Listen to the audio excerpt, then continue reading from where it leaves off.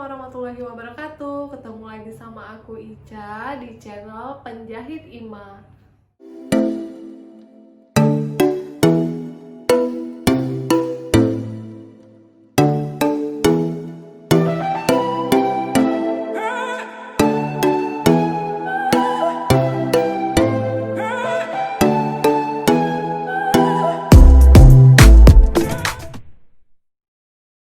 Awal mulanya aku bisa jahit dulu ya. Awal mulanya bisa jahit itu aku belajar bikin kebaya sama ibu langsung.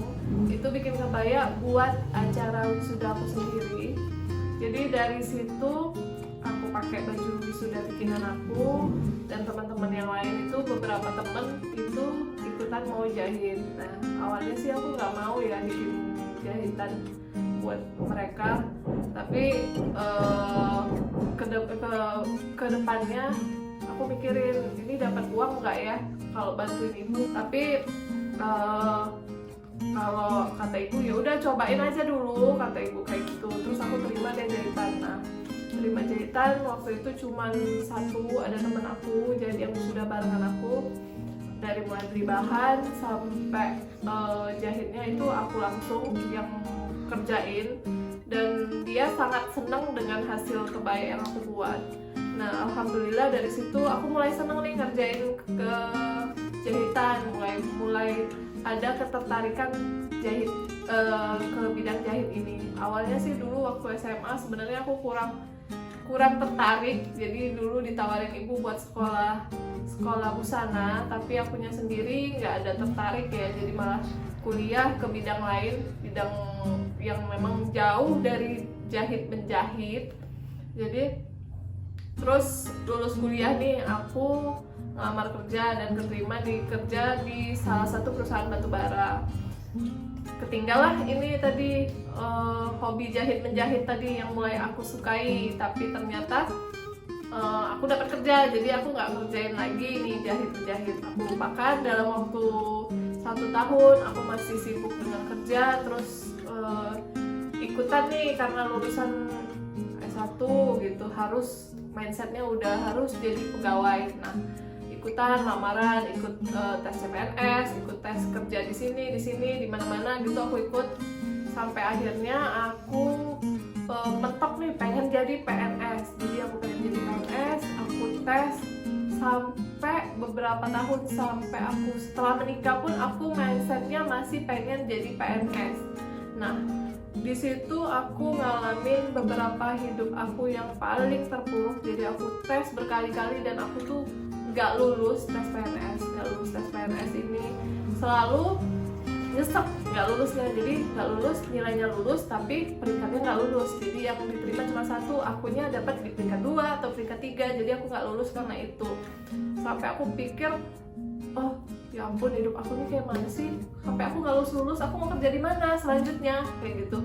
Dan itu aku sudah berhenti di perusahaan batubara, karena sebelum nikah aku emang udah berhenti. Jadi suami aku tuh juga pengennya aku tuh kerja ya jam waktunya enggak melebihi jam waktu kerja dia. Jadi selesai dari tes yang nggak lulus, aku cukup down ya dengan keadaan aku.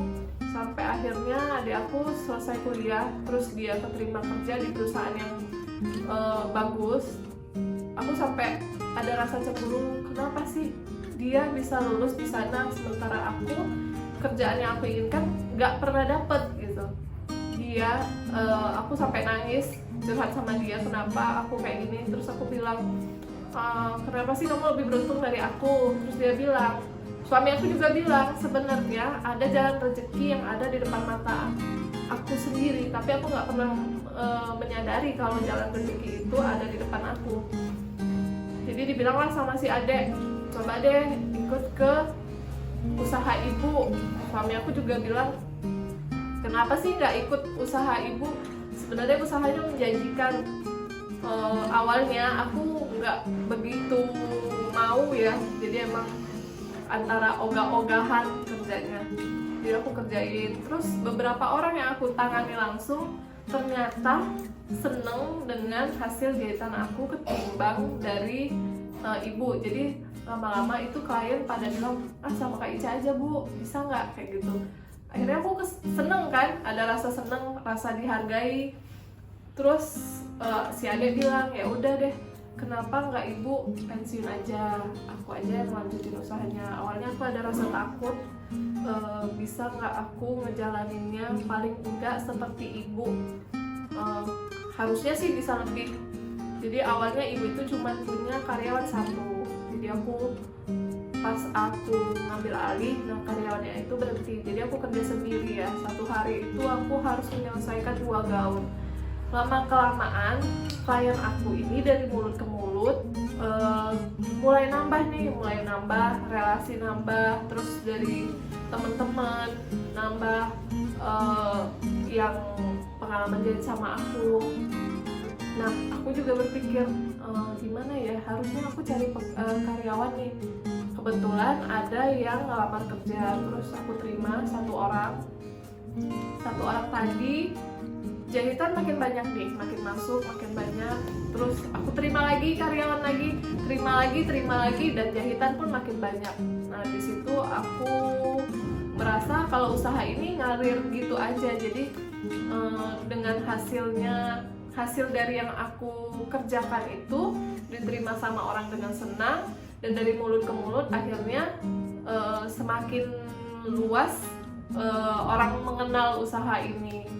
Jadi aku sebenarnya nggak ada kursus sama sekali, semua itu mungkin bakat mungkin yang ada, hanya belajar sama ibu langsung. Jadi belajarnya pun bukan seperti sekolah busana, jadi belajar langsung motong, langsung belajar pola, langsung belajar ngukur orang, terus langsung belajar ngedesain sendiri. Kalau untuk ngedesain sendiri sih itu kebanyakan aku sendiri belajar otodidak, jadi nggak belajar sama sekali. Jadi kalau orang nanya, Kak kursusnya di mana sih, belajar sekolahnya di mana sih, aku pengen tuh belajar juga. Bukannya aku nggak mau ngasih tahu di mana aku belajar, tapi emang aku belajarnya otodidak. Jadi belajarnya emang langsung dari ibu, terus langsung diaplikasikan ke pakaian. Jadi desain-desain yang aku buat itu langsung ku aplikasikan ke pakaian orang. Dan kebetulan kalau aku saranin mereka, mau nggak pakai model yang kayak gini aja ya, nggak usah model yang gini, sesuai dengan bentuk tubuh kayak gitu. Nah mereka langsung mau, jadi mereka mau kita buat dan mereka pakai, itu seneng. Udah, jadi itulah marketingnya langsung gitu kan. Jadi aku nggak pakai marketing, nggak pakai apa, jadi emang jalankan usahanya ngalir gitu aja. Pegawai aku sendiri ada 11 orang, jadi itu tenaga payet ada sekitar 3, jadi yang selebihnya itu tukang jahit. Kalau untuk motong sendiri itu semua aku sendiri yang handle, mereka hanya jahit, pasang payet, dan untuk desain potong, desain payet itu semua aku yang kerjain. Kalau mereka kerja itu sudah aku kasih clue-clue, jadi mereka tinggal mengerjakan aja gitu. Kalau omset itu nggak bisa jadi patokan ya. Kadang-kadang kalau lagi rame itu bisa sekitar 50 juta potongnya omset ya. Kalau untuk lagi rame, sebenarnya dampaknya sangat besar ya. Kalau untuk karyawan sendiri, jadi yang biasanya mereka bisa kerja, jatahnya sehari bisa berapa banyak kerjaan, sekarang mulai dibatasi karena memang aku sendiri ngebatasi orang yang masuk, ya melindungi diri sendiri dan karyawan-karyawan yang ada, karena memilah-milah orang yang dari luar yang datang. Karena kalau orang jahit di sini biasanya maunya langsung ketemu, langsung konsultasi gitu, langsung ukur. Nah, tapi kemarin aku coba buat virtual, jadi ukurnya kita lewat virtual. Jadi aku kasih arahan sama mereka, konsultasinya lewat WA atau lewat ini video call sama aku. Di situ udah menjelang Lebaran itu lumayan rame jahitan.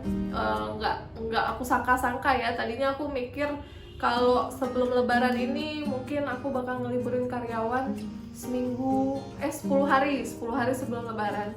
Tapi ternyata 3 hari menjelang lebaran kita masih harus kerja, dan aku sendiri kerja itu sudah 1 hari menjelang lebaran aku masih kerja.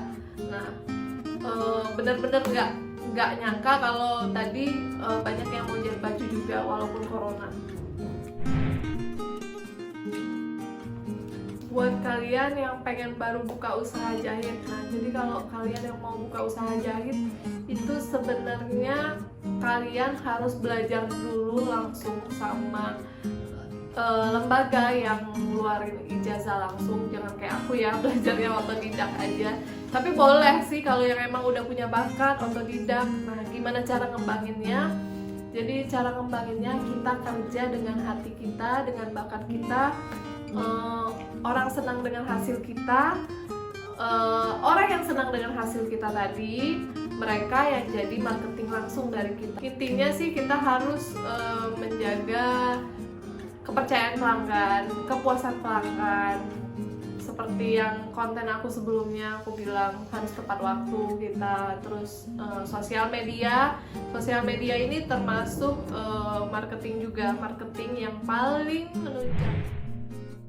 Lokasi kita itu ada di Jalan Dr. Siwa Besi, RT 15 nomor 4, Kelurahan Buluran Kenali, Kecamatan Pelandaipura, Kota Jambi.